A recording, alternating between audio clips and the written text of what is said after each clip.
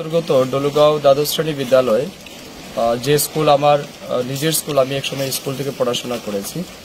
গত 25 বছরের বামপন্থীদের শাসনে এই স্কুলের অবস্থা অত্যন্ত জরাজীর্ণ অবস্থায় ছিল।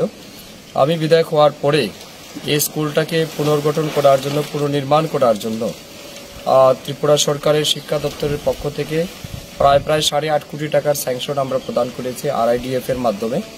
এবং পরবর্তী সময় এই স্কুলের অত্র এলাকার যারা ছাত্রছাত্রীরা আছেন, যারা পড়াশোনা করেন এই স্কুলে, তারা যাতে উন্নত মানের পড়াশোনা এখান থেকে পেতে পারে, শিক্ষা যাতে ব্যবস্থা এখানে চালু করা যায়, তার জন্য বিদ্যাজ্যোতির আওতায় এই স্কুলকে আনা হয়েছে। আমাদের গত 5 বছরে আমাদের যে সরকার ছিল, সেই সরকারের সময়ই এই স্কুলটাকে প্রথমে আমি ইংলিশ মিডিয়াম স্কুল বানাই, পরবর্তী সময় বিদ্যাজ্যোতিতে এটাকে যুক্ত করা হয়। এবং বিদ্যাজ্যোতিতে যুক্ত করার পর আরও প্রায় 3 কোটি টাকার মতো আমরা বরাদ্দ পেয়েছি এই স্কুলের নির্মাণের জন্য। পরবর্তী সময় RD ডিপার্টমেন্ট থেকে আরেকটা পার্টের কনস্ট্রাকশনের জন্য প্রায় আরও 2 কোটি, সব মিলিয়ে প্রায় 13 কোটি টাকার স্যাংশন ডলুগাঁও দ্বাদশ শ্রেণীকে ভব্য এবং সুন্দর স্কুল নির্মাণের জন্য আমরা প্রদান করেছি।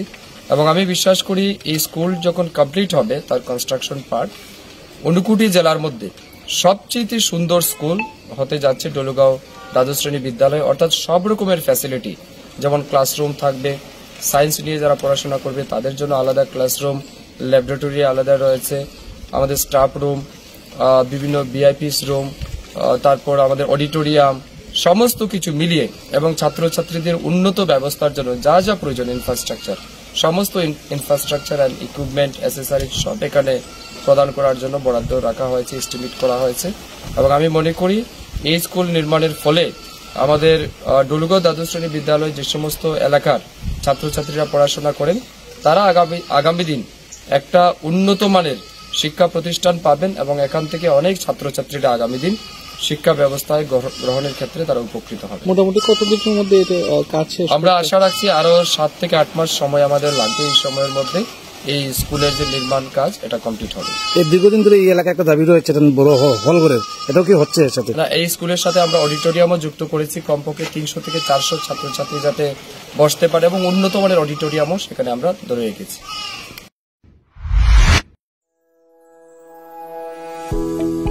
সেবাব্রত নার্সিং হোম আপনাদের জন্য নিয়ে এসেছে উন্নত মানের চিকিৎসা পরিষেবা। আমাদের 30 বেডেড নার্সিং হোম রয়েছে, 7x24 ইমার্জেন্সি ও ফার্মাসি পরিষেবা থাকবে, বিভিন্ন ধরনের ডিপার্টমেন্টের পরিষেবা, urology, gastroenterology, gynaecology, orthopaedics, paediatrics, general medicine, cancer surgery, general surgery ইত্যাদি। সকল ধরনের উন্নত মানের রক্ত পরীক্ষার সুযোগ থাকছে।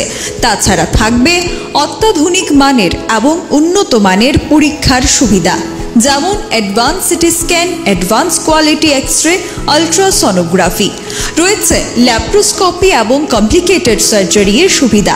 তাছাড়া থাকছে এন্ডোস্কোপি, কলোনোস্কোপি, ERCP, ডায়ালিসিস ও ICU পরিষেবা।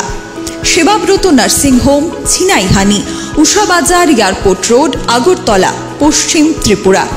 বিস্তারিত জানতে যোগাযোগ করুন 8336804266 অথবা 9999363625 নম্বরে।